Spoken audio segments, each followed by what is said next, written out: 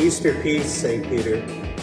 You know, you may have already heard that the inspiration for this Easter series was a realization that we have a penchant for building up to something, anticipating, preparing for what's ahead, and then when it comes, we don't know what to do.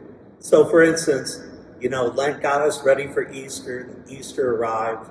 50 days of Easter prepared us for Pentecost, now it has arrived.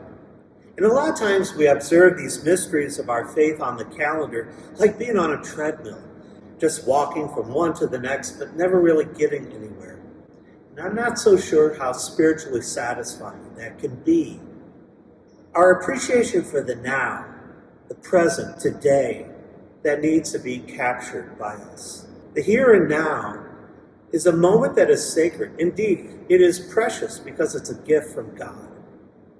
What we do as Catholics in the celebration of our liturgies, particularly the Eucharist, is to take something that happened once in history, for instance, the Last Supper, a moment that happened once, and make it a reality in the present. It is not only a memorial celebration, it is also a here and now encounter with the Lord, like the way he shared his body and blood with his apostles the night before he died. We see, taste him in the Eucharist, in the now. In the Preface for Pentecost, the prayer said by the presider at the beginning of the liturgy of the Eucharist, we hear these words: "For bringing your Paschal Mystery to completion, you bestowed the Holy Spirit today on those you made your adopted children by uniting them to your only begotten Son. This same Spirit, as the Church came to birth, opened to all peoples the knowledge of God, brought together the many languages of the earth in profession of the one faith." Pentecost is a commissioning by God through the Spirit to be the agent of God's love and mercy to the world. That is, to be the church. This is always our work, our vocation. It has no expiration date. The author of the letter to the Hebrews declares Jesus Christ is the same yesterday, today, and forever. This call to be Christ in the world is for us to accomplish today. And that should mean that everything changes today.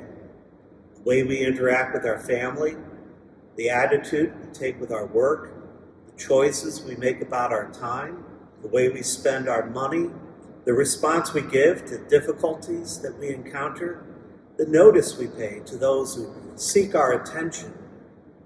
Everything today is subject to our faith and the movement of the Holy Spirit in our life. There's no appointment to make for this. There's no date on the calendar to anticipate its obligation. The mission is upon us today. When there's an opportunity to do something, sometimes we'll hear it said, there's no time like the present. Yesterday's already past. Tomorrow is uncertain. We've got now, this moment. What will you do today, St. Peter, to be a disciple of God's Spirit alive in the world? Don't wait for a date on the calendar to arrive. Those will come and go. Today is the day. Now is a proper hour to bear witness of God's name. Go out, St. Peter.